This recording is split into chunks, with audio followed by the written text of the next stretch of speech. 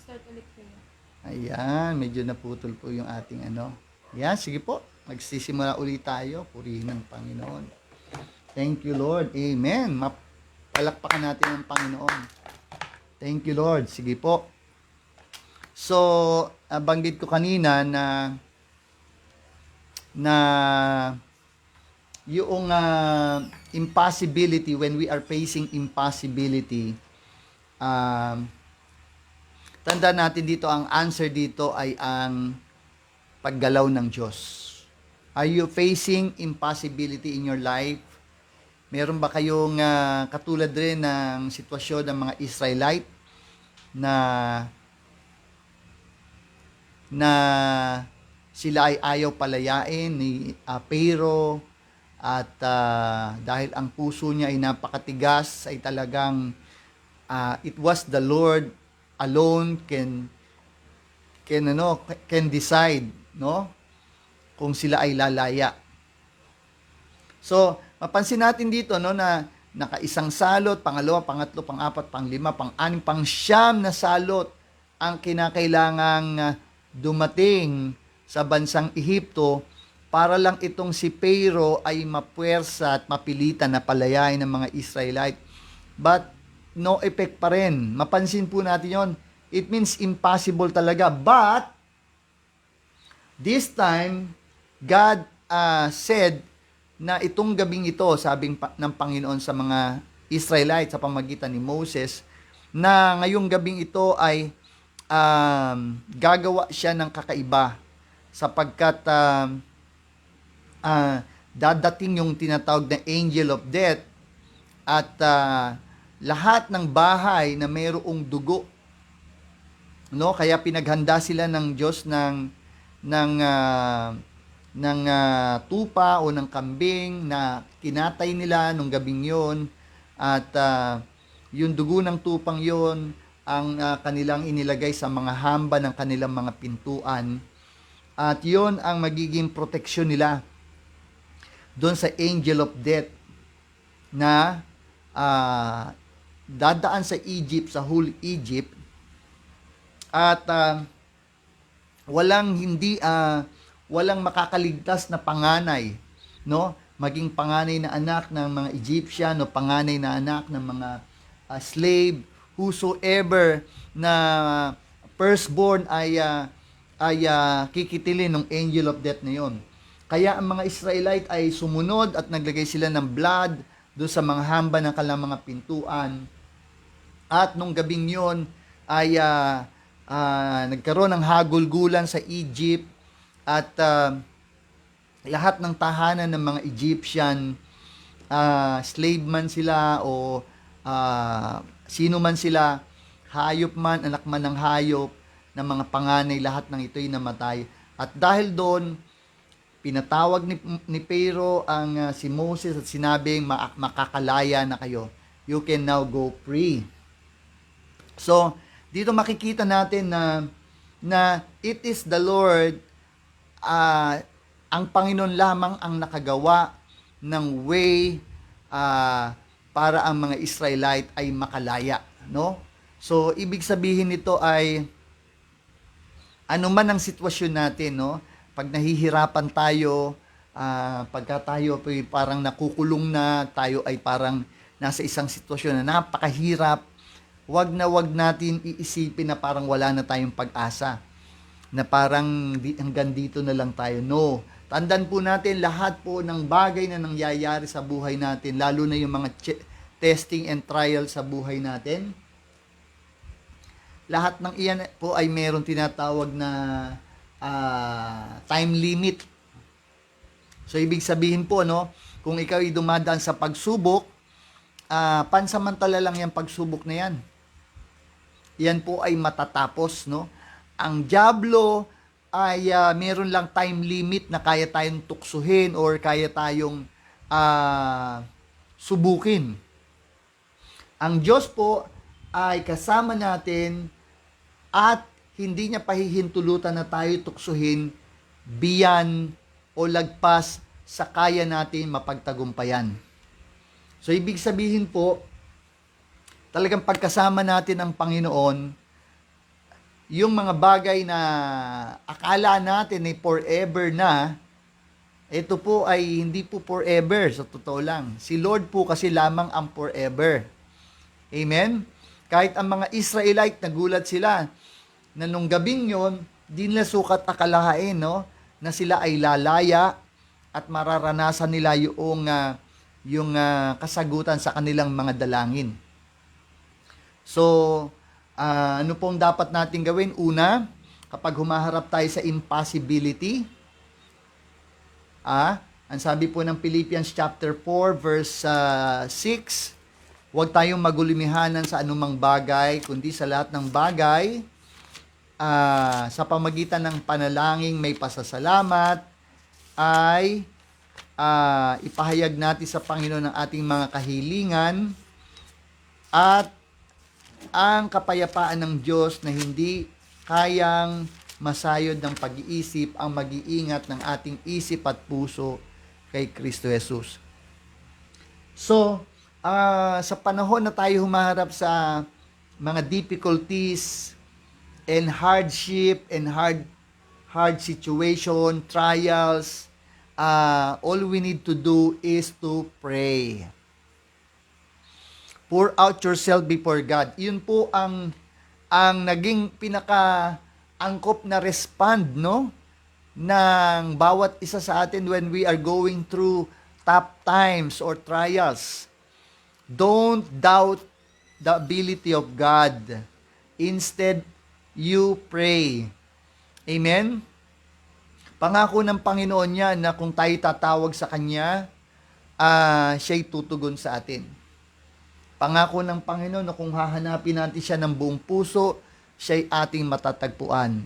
So napakaganda ng pangako ng Panginoon sa atin, mga kapatid. Sino po sa inyo dumadaan sa mga pagsubok? Alam nyo, merong isang kwento na nag-i-illustrate ng pag-asa kapag humaharap tayo sa kawalang pag-asa. Meron pong isang manok na kailangan ng lutuin ng kanyang amo, kaya ito'y sinimulang hulihin ng kanyang amo. Siyempre, dahil manok siya, kailangan siya tumakas ng tumakas, at walang ginawa yung amo, kundi siya habulin ng habulin. At itong manok na ito, sa kasawiang palad, ay dumating siya sa isang lugar na kung saan ay ang kanyang harapan ay ang kanyang amo, at ang kanyang gilid naman ay pader, at ang kabilang gilid din ay pader. At sa kanyang likod naman din ay ganun ding napakalapad din na pader. So sa harap, sa likod, sa tagiliran ay na-corner na siya. Ngunit itong manok na ito ay tumingala at nakita niya na doon sa taas ay bukas at walang nakaharang. Kaya pinagaspas ang kanyang mga pakpak at sinimulan niyang makatakas sa pamagitan ng paglipad. So, tayo din po sa buhay natin, no? Kapag sa harap tayo tumingin, andyan ang problema, sa likuran, andyan pa rin ang kalaban, sa gilid, sa kabilang gilid, pare-parehong ganun pa rin, wala tayong makitang solusyon. Everything was almost impossible, parang we are facing impossibility.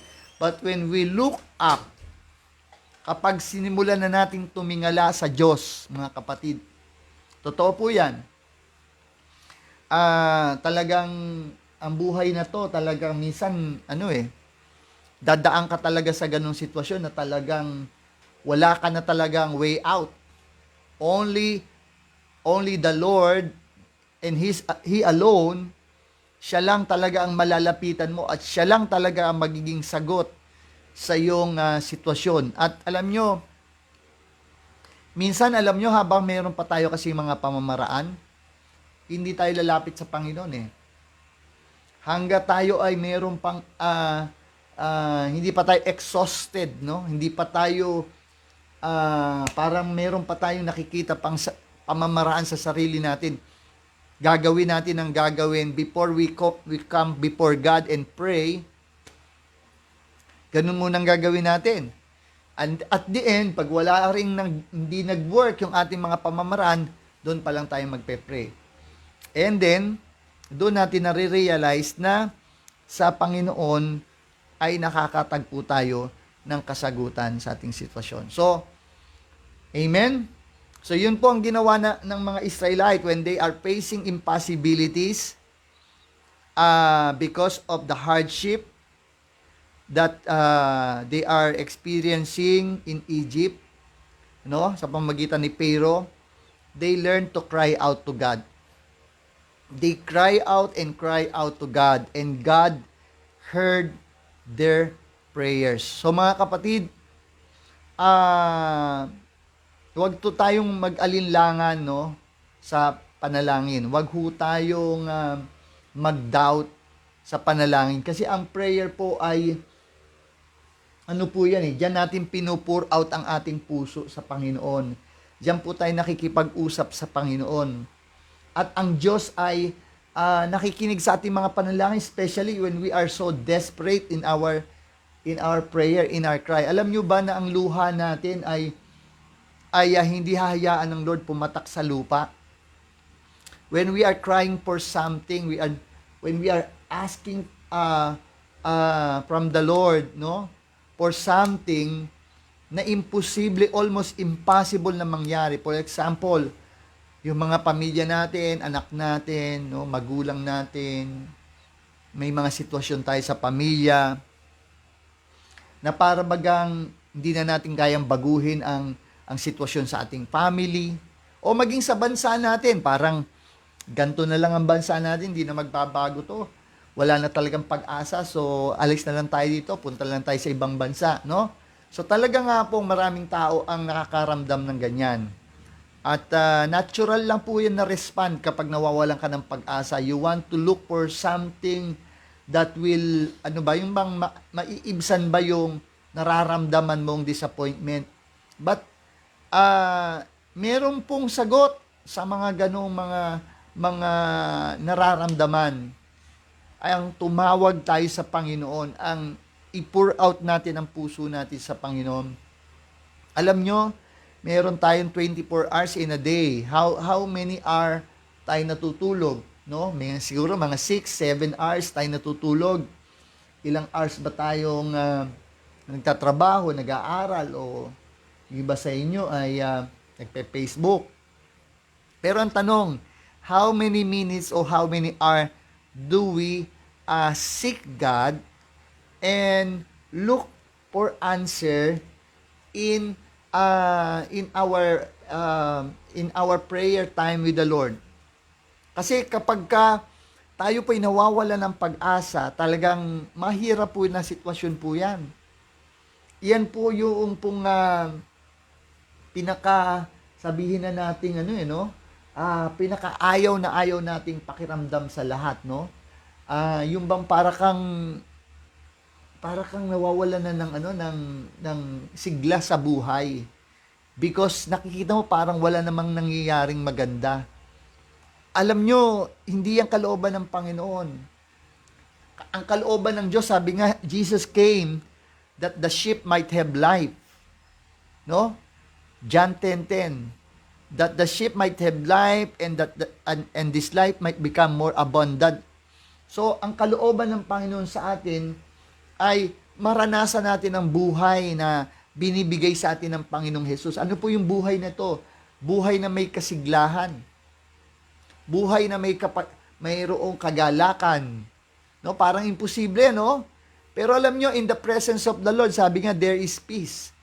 No? And in the presence of the Lord, there is joy. And the joy of the Lord is our strength. When we are in the presence of God, the peace of God is there. When we invite the presence of God, the Spirit of God is there, and the Lord pour out the comfort, pinupur out niya yung kanyang kagalakan, yung pag-asa, at doon po tayo nagkakaroon ng kakaibang buhay. Yung po ang totoong gusto ng Panginoon na maranasan natin. Hindi gusto ng Lord na tayo'y manlumo sa buhay nito. Although iyan po yung pangkaraniwan na pwede mong maranasan sa buhay nito.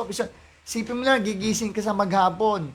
Pareho pa rin. Ganun din, the same experience sa may experience mo sa umaga. Haharap ka sa mga challenges hanggang hapon. Araw-araw, ganun ang ganun. Sa mga nagtatrabaho, sa mga nag-work from home, sa mga nag-aaral, puro po talaga, makakaramdam ka talaga ng parang impossibility. Parang hindi mo na makita pa yung purpose ng buhay. But no, when we cry out to God, when we pray, when we seek God, alam niyo yun? Katulad po yan nung babaeng balo na lumapit sa Panginoon. No, yung kwento dito sa Bible, sa aklat po ng Lucas, na tong babaeng to ay lumapit sa isang masamang hukom, at yung hukom na ito ay walang kinatatakutan, sabi doon ni Jesus, at wala siyang pakialam sa Diyos, wala siyang pakialam sa kahit kanino man tao. Pero itong babaeng balo na to ay keep on going and going to the judge, and the judge said in himself, bigyan ko na ng katarungan ang babaeng ito, baka ako'y guluhin pa niya ng guluhin at hindi niya ako tantanan. Ano po sabi ng masamang judge na yon? Susundin niya, ibibigay niya yung hinihiling ng babaeng ito dahil sa kapaparot-parito niya sa kanya, hindi niya matatanggihan ang babaeng ito. So dito po mapapansin po natin na although that was an ungodly judge, nakuha niyang ibigay yung hiningi ng babae. In contrast with God, ang Panginoon po natin ay mabuting Diyos. Ang Panginoon po natin ay mahabaging Diyos at hindi po siya inconsiderate. Siya po ay mapagmalasakit at nagmamalasakit siya sa atin. So therefore, mas pakikinggan niya at mas lalo niya tayong bibigyan kung yung bad guy na yon ay nagbigay dahil sa mapaghingi yung babae, lalong sa Diyos makakaasa po tayo na siya'y tutugon sa ating mga kahilingan. At yun po ang naranasan ng mga Israelite. God delivered them through Moses. Although hindi instantly, although marami pang pinagdaanan, but at the end, yung pinakapang-sampung salot na dumating sa kanila, ultimately, the Egyptian king said, okay, now you must go. Because talaga nga pong lahat po ng mga Egyptian po ay talagang sila ay pinagpilitan na nila, pinagtulakan ng mga Israelite na lumaya dahil ang mga anak nilang panganay ay binawian ng buhay. Yun po yung pinakamatinding salot na dumating, yung tinatawag na angel of death. But wala pong isa mang namatay sa mga Israelite because the blood, yung blood ng hayop na inutos ng Diyos na kanilang ilagay sa hamba, ang nag-protect sa kanila para walang isa man mamatay sa kanila. So, ano po ang sinasabi doon? Yung blood na yon ay sumisimbolo sa dugo ng ating Panginoong Jesus na nabubo sa krus ng Kalbaryo upang sa pamamagitan niya tayong lahat ay maligtas, ma-spare, ma-protectionan mula doon sa mga bagay na nakapipinsala sa mga tao, sa mga ordinaryong tao na walang kaugnayan sa Diyos, Pero tayong mga tao na may kaugnayan sa Panginoon, merong kaibahan ang buhay natin. We have Jesus, And His blood is the assurance that God will protect us. Ang Diyos ang siyang magbibigay sa atin ng kasagutan kung ano man po ang ating mga dalangin, kung ano man po ang ating sitwasyon, kung tayo man ay bilanggo, kung ano man po yung bumibilanggo sa inyo, kung ano man po yung mga bagay na hindi nyo kaya ngayong harapin sa buhay, the Lord provided the greatest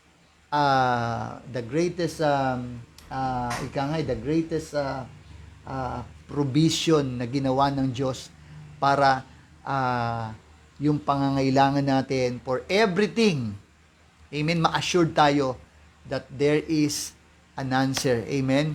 And through Jesus Christ, we can come to the Father. Amen. So, hindi tayo mahahadlangan.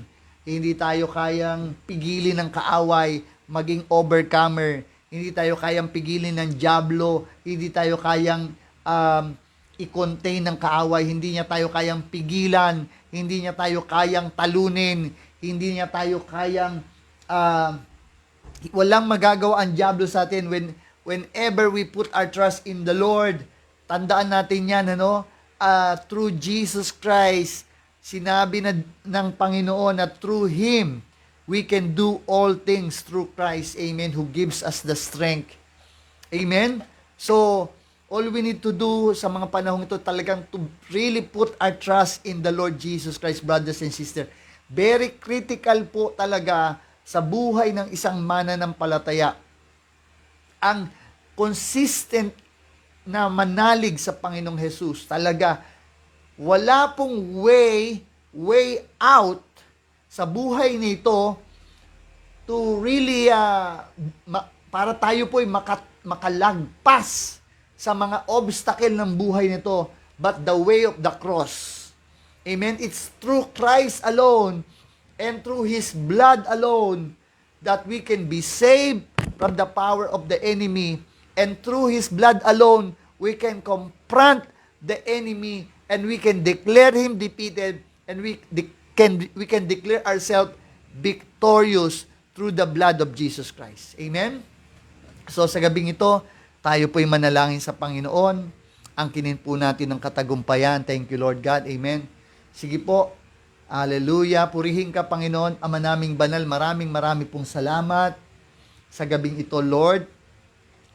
In the mighty name of Jesus, Lord, sino man sa aming mga kapatiran ang humaharap sa impossibility ng sitwasyon nila, Lord, pinakita mo sa amin sa iyong salita that through the blood of Jesus Christ or through the blood of the Lamb ay mayroong kalayaan, mayroong daan, may lagusan, meron solusyon, merong kasagutan. Ama naming banal sa gabing ito, Panginoon, in the mighty name of Jesus, Lord, amin pong inaangkin ang katagumpayan laban sa anumang gawa ng kaaway sa buhay ng mga kapatiran namin. Anumang espiritu ng kabigatan ang kanilang nararamdaman sa kanilang katawan, ito'y aming sinasaway in the mighty name of Jesus. Anumang espiritu ng kawalang pag-asa, anumang espiritu of heaviness, anumang espiritu ng depression, anumang espiritu ng kawalang pag-asa, negative thoughts, doubt, fear, lahat ng ito ay aming pinaluluhod, Lord, sa pangalan ng Panginoong Jesus, in the name of Jesus. Lord, kung paano ang mga Israelites ay pinalaya mo nung panahong yon, through the blood of the Lamb, we have Jesus Christ, and we can come to you, Father God, in His name, and aming inaangkin, Panginoon, kung ano man po, Lord, ang mga kailangan ng mga bawat sa amin, we can come before you, and we can claim, Lord God, the answers to all our prayers. At sino man, Lord God, ang mga kapatiran na may mga karamdaman right now, we thank you, Lord God, for the healing for their body. Yung aking pong uncle o yung aking tiyo sa Bulacan, si Tito Roger, Tito Roger de la Cruz. Lord, ikaw po ang siyang magbibigay sa kanya ng kagalingan. Ikaw po ang magbabangon sa kanya sa banig ng karamdaman. Tatanggalin mo po yung nararamdaman niya sa kanyang katawan. At ikaw po ang Diyos na kakausap sa kanya at magliligtas sa kanya at magpapakilala sa kanya. Salamat po ng marami, Panginoon. At sino man sa amin dito, Lord God, ang may mga prayer need, whoever they are, physically, Lord, we declare healing to our bodies.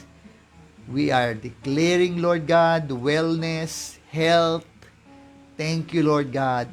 And even, Lord, the peace of God, yes, the joy of the Lord, Lord, ay dumaloy sa bawat isa sa amin. Sa gabing ito, muli, Panginoon, pinasisigla mo ang aming pananampalataya. Aming Diyos, sa oras na ito, Lord Father God, ikaw po ay maging karanasan namin sa gabing ito. Hayaan mo po ng aming faith ay muling tumatag. Hayaan mo po na aming pananampalataya ay sa iyo sumandig. Salamat po. Pinupuri ka namin, Ama. Lord, thank you.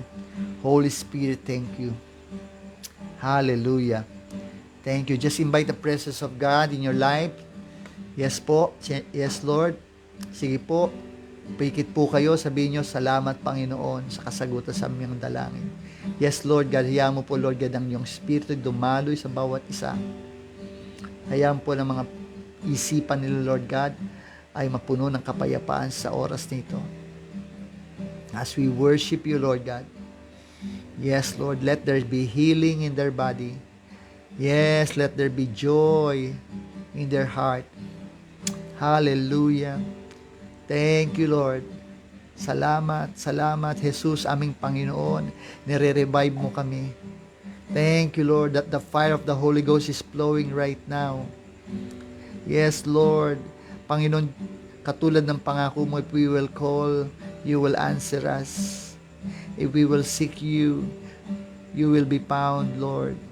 At sa oras na ito, Father, right now, matagpuan ka ng bawat anak mo. Matagpuan ka ng bawat isa sa amin ngayon. Lord, sa panahong ito na there are so many impossibilities in our mind, in our eyes, sa aming mga paningin. Pero lahat ng impossibilities na to, mayroon ng sagot. The God of possibility. With God, nothing is impossible. Oh Lord, salamat sa iyo po, walang imposible. Kahit sinong matigas na puso, kayang baguhin ng Diyos. Kahit pusong bato, kayang palambutin ng Diyos. Kahit na ang diablo pa ang humarang sa amin, kaya namin siya mapagtagumpayan dahil si Jesus ang aming daan. Siya maglalago sa amin. Siya ang magtatawid sa amin sa pamagitan ng kanyang dugo. And thank you, Father God, that the Holy Spirit is with us right now. Thank you, Lord. Sa iyo pong papuri, Ama, at sa iyo pong pasasalamat. We give you all the praise. We give you all the glory. In Jesus' mighty name, and everybody will say, Amen and Amen and Amen. Pagpalain tayo ng Panginoon. Salamat po muli sa inyong pagsama. Thank you, Lord. Ayan, sila Pastor Chito, ang ating pastor po, ay kasama natin. Bila Teacher Louie, ayan, sila Sister Irene, hello sa inyo. Sila Sister Tess, hoy, si Ate Jenny, andyan, Ate Jenny, you are watching. Ate Tess Bayrante from Japan, hello po sa inyo. Si Kuya Fernan muli, hello Kuya Fernan. Si Kuya JM is watching also. No? Thank you, Lord, amen. Sister Girly, ayan, Sister Girly, Sister Emily, hello sa inyo dyan. Amen, amen, amen. So, kamustahan muna tayo ng konti bago tayo maghiwa-hiwalay, no? Siguro na may naintindihan po kayo sa shinare ko, no, na kahit na po parang walang pag-asa, parang lang yon. Pero ang totoo, si Lord ang pag-asa. Kapag wala ng pag-asa, si Lord ang pag-asa natin. No, ano po ang natutunan nyo sa ating pinag-aralan ngayong gabing ito about how God deliver Israel from the hardness ng Pharaoh, no, na ayaw silang payagan, and yet at the end pinalaya din sila. Why? It's the power of God that works. So, ibig sabihin po, wala pong imposible sa ating Panginoon. Amen? Kayo po, ano po masasabi nyo dyan? Amen? Meron po ba kayong na inireveal sa inyo si Lord ngayong gabing ito bago tayo maghiwa-hiwalay? Kayo po ba'y kinausap ng Panginoon? Ano ba yung mga pinagdadaanan natin sa ating mga buhay lately na parang nadi-discourage ka? But when you pray, when you just put your trust in God, suddenly ay para na lang isang bula na puk! Parang naglaho na lang and suddenly you feel the refreshing peace of God. Amen? So, ang Diyos natin hindi nagbabago. Amen?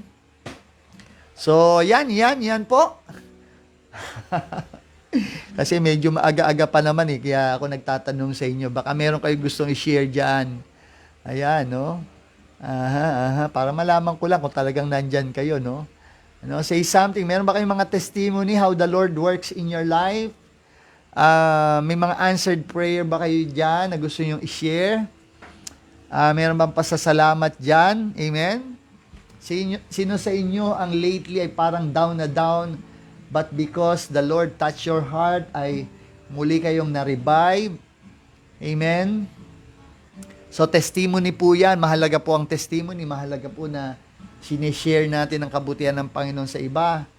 Napaka-importante sa panahong pong ito na magpalakasan tayo. Ayan, sabi ni Ate Tess, kapag pinagpala ka ni Lord, walang makakahadlang. Ayun, para sa iyo yun. Tama naman. Ang pagpapala po ng Panginoon ay isang commanded blessing, no? Sabihin, mayroong pong address yan. Para po yung, yung tawag dito, parang umorder ka sa, sa Lazada. Kahit na dumaan sa traffic yung magdadala ng blessing, kahit dumaan pa sa ulan, o kahit na maraming kanto pa at maraming mga pasikot-sikot, hahanapin yan yung name, yung address ng yung kinalalagyan dahil yon ay para sa iyo. No? Kapag tayo po ay, sabi nga ay nagtatanim ng pagtitiwala sa Panginoon at pinangawakan natin ng kanyang salita, of course, His Word will come to pass. And no one can stop that happening, Kasi ang salita ng Diyos, babantayan ng Diyos yan na mangyayari yan. So, just put your trust in the Lord and the help will come. Ano pa? Sino pa po merong mga komento dyan? Kung wala na talaga. Oh, praise the Lord. Amen, amen. Sige, amen, amen po. Okay. Sige, 3 minutes na lang. Tayo po'y magko-close na. Kamusta po? Kamusta si Ate Tess dyan sa Japan? Ate Tess, kamusta ka na dyan? Hello sa iyo dyan. Kamusta ba mga kapatiran natin dyan? Yan, si Kuya Fernan. Sabi ni Kuya Fernan, pasasalamat po sa kanya, sa kagalingan naming mga mag-anak. Yan, from COVID-19. Halos tapos na po at nakababalik na po sa work at school. Oh, praise the Lord, no? Kuya Fernan, hindi ko alam na dumaan din kayo sa pagsubok ng COVID, but the Lord has delivered you. Galing, Amen. At back to normal na uli. So, God is good. Amen, no? Pag minsan nandun ka sa during the time na parang yung karamdaman ay nandun ka pa sa kalagitnaan, para kang yung hope mo, parang gumaganon-ganon, no? Parang may turbulence, no? Para kang sinisiklot ng malakas na hangin, no? Parang ang hirap maniwala na makakalagpas ka. Pero alam nyo, doon ang Diyos mas lalong interesado sa atin na tignan tayo kung anong respond natin during those turbulence moment. Pagka mga malalakas ang mga bagyo sa buhay natin, doon si Lord mas lalong, mas binabantayan niya ang kanyang salita. Pero of course, kailangan ng Diyos ang kooperasyon natin at pagtitiwala, and hindi tayo bibigyan ng Panginoon. Amen. Yan. Thank you, Kuya Fernan, sa iyong testimony na yan. Ayan, si Nanay Norma. Hello, Nanay Norma. Ayan, matagal natin hindi nakita si Nanay Norma. Thank you, Nanay Norma. Marami pong pagsubok, pero kapag naalala kong kasama ang Diyos sa araw-araw, lumalakas ang loob ko at nagiging matatag ang pananampalataya. Purihin ng Panginoon. Amen. Alam niyo, si Nanay Norma, for your information po, no? Siya po ay, okay lang po siguro Nanay Norma, no? Si Nanay Norma po ay, siya po ay nagkaroon ng fracture. Siguro, mga 4 years ago na siguro yon, no? At siya po ay nalagyan ng bakal, no, sa kanyang binti, no?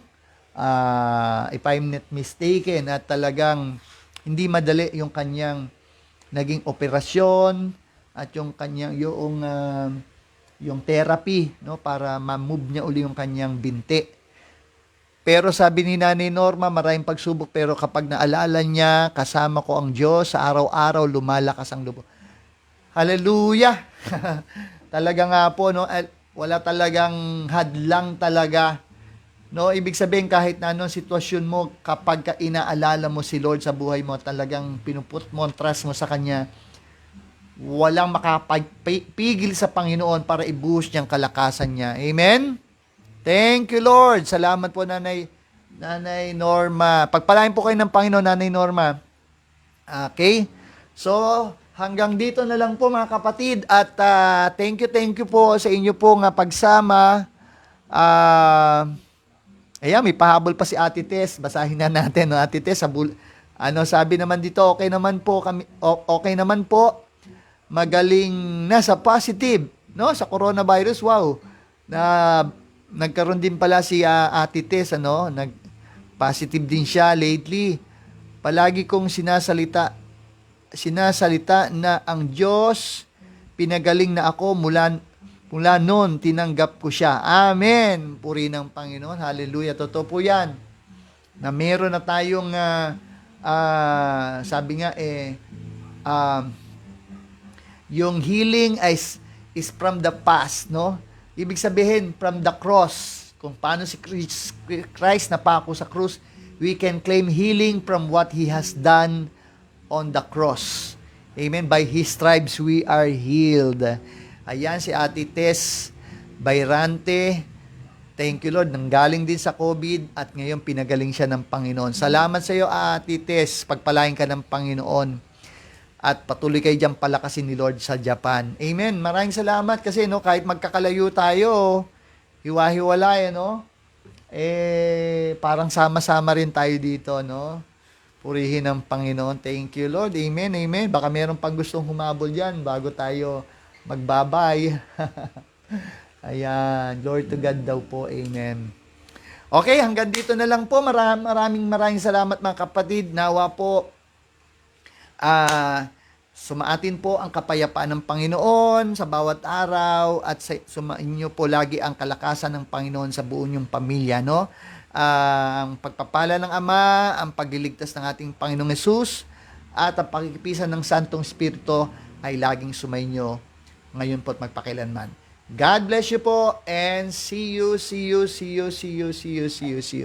Amen. Pagpalain tayo ng Panginoon. Bye-bye po. Mahal na mahal kita, Panginoon. Mahal na mahal kita, Panginoon. Kailan may di kita ipagpapalit, pagkat sa piling mo'y lagi. Mahal na mahal kita, Panginoon. Habang mapupurihan ka, habang buhay lilingkod sa'yo, habang buhay pag-ibig ko sa'yo'y iaalay. Mahal na mahal kita, Panginoon. Mahal na mahal Panginoon.